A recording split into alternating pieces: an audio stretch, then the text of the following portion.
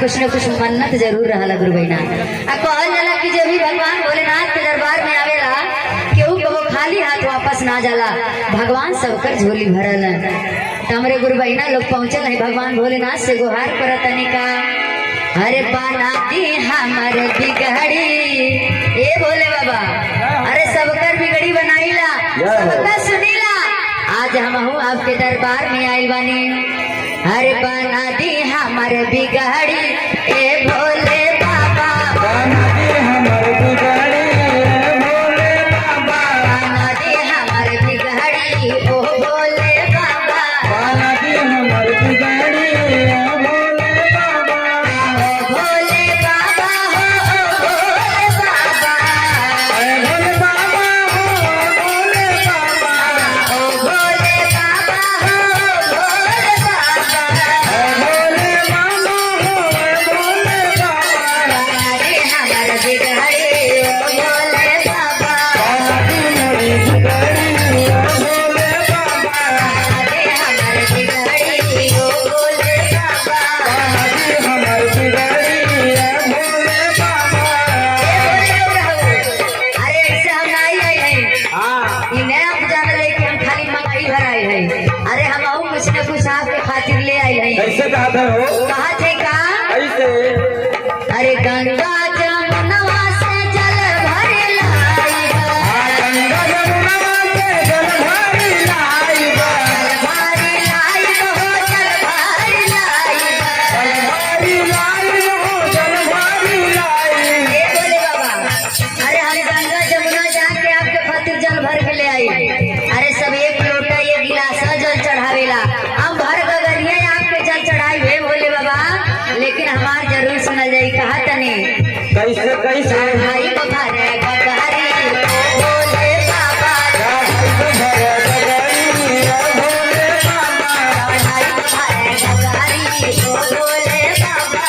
भाई को भरे गगरी ए भोले बाबा, अरे हमारे बिगड़ी ओ भोले बाबा,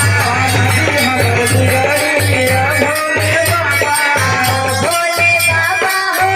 भोले बाबा, ए भोले बाबा हो भोले बाबा, अरे हमारे बिगड़ी ए भोले बाबा। हमर बिगड़ी ए भोले बाबा। इतने ना हो और सुने, हमारे गुरु बहना लोग कहते हैं कि हाई ये समय बैसाख लग गई बा, हाई इतना धूप उतना घाम होता, जेठ बैसाख लग गई बा, इतना ज्यादा धूप होता कि जितना भांगिया धतूरा बा सब सुखा गई बा, लेकिन फिर भी है भोले बाबा हम आपके खातिर बाग बगीचा सूधे जगह भांग धतूर ना जमल है गुरु बहना लोग, वह घूर घूर पे रोडे पे बगीचा में, तो हम खोज खोज के आपके खातिर भांगिया धतूरे का व्यवस्था कर दे। ये भगवान ये प्रधान जी एक छिल्ली ले आई जाए। हाँ हम वो चढ़ाई हुए भोले बाबा, बहुत नहीं कैसे हो अरे बगिया से चुन चुन के बगिया ले आई बा, बगिया से चुन चुन के भैया ले, खोज की बड़ा मुश्किल बा मिला, लेकिन हम खोज के आपके खातिर लाई, तो आप लोग तनी दोहरावल जाई, अरे बगिया से चुन चुन के भगिया ले आई बा, हाँ वो हमार माइकवा फेल कर देते हैं हमारे गुरु बहना लोग, अरे भंगिया ले आई बहो भंगिया ले आई बे, आ भंगिया के पीस पीस गोला बनाई बे, अरे गोला बनाई बहो लड्डू बनाई,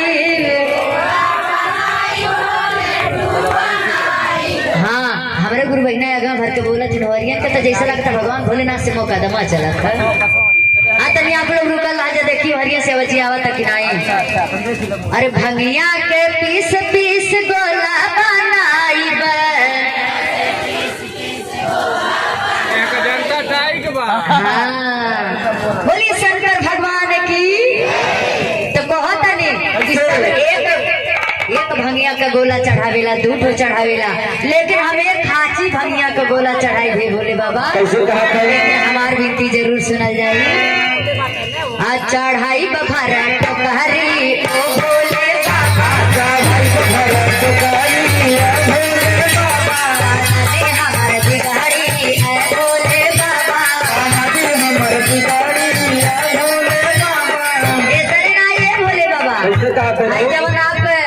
आप जब से गुरु बनल बानी आपका ही चर्चा चालू हो गई बा। जब से हम चर्चा में बानी आपका पूजा पाठ करत हई तब से हम 3 गो नियमों के पालन करीला। सुबेरे को उठ के दया मांगीला, दोपहर में चर्चा और शाम पे आपके नाम के जाप करीला। हे महादेव कैसे? बहुत अनेका ये आप हमारे बहन की तरफ से पावन 11 रुपए श्रद्धाश भगवान भोलेनाथ मैया रानी के कृपा आशीर्वाद बनल है। तो कहत नहीं अरे पहिला में